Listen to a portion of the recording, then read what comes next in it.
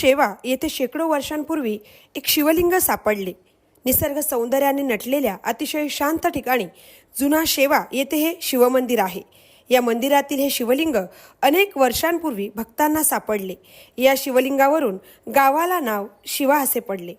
त्याचा अपभ्रंश होऊन शेवा हे नाव झाले। हजारो शिवभक्तांचे हे श्रद्धास्थान आहे। श्रावणी सोमवार आणि महाशिवरात्री निमित्ताने मंदिरात दर्शनासाठी हजारो शिवभक्त येत असतात। यावेळी भजन, कीर्तन, महाप्रसाद आदी कार्यक्रमांचे आयोजन करण्यात येते।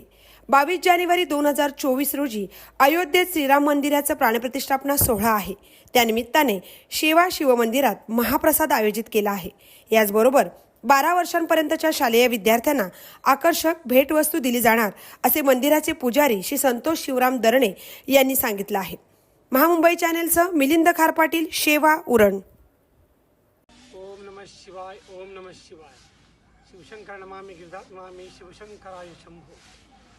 मित्रांनो, आपल्या जुन्या शेवाच्या शंकर मंदिरामध्ये एक वेळा भेट देऊन जा। मंदिराचा परिसर अतिशय सुशोभित असा केलेला आहे। मंदिरामध्ये श्रावणी सोमवारी शिवरात्रीला चांगला उत्सव होतो। प्रत्येकाने वेळात वेळ काढून देवाचं नामस्मरण करावं। देवाचं नामस्मरण केल्याने ज्याप्रमाणे एखाद्या कारंजातून पाणीच्या धारा उडतात, फवारा उडतो, तसं आपल्या आयुष्यामध्ये सुखाच्या लहरी येत असतात। त्यासाठी आपण देवाचं नामस्मरण करणं अति गरजेचं आहे। शिवशंकर मंदिरामध्ये यावेळेला 22 जानेवारी रोजी रामप्रभूंची जशी अयोध्येमध्ये स्थापना होणार आहे, त्याच्या अनुषंगाने इथे आपण थोड्या बहुत प्रमाणामध्ये इथे मंदिरामध्ये शंकराच्या मंदिरात रामप्रभूची प्रतिमा ठेवून छोटासा उत्सव साजरा करणार आहोत। तरी प्रत्येकाने दर्शनाला यावे, महाप्रसादाचा आस्वाद घ्यावा। तिथे 12 वर्षाच्या खालील मुलांना आपण महाप्रसाद ठेवणार आहोत।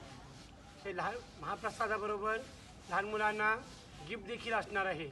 तरी त्याचा मुलांनी पण आस्वाद घ्यावा आणि सर्वांनी शिवशंकर मंदिर जुना शेवा इथे दर्शनाला यावे ही सर्वांना माझी नम्र विनंती। हर हर महादेव, हर हर महादेव, हर हर महादेव।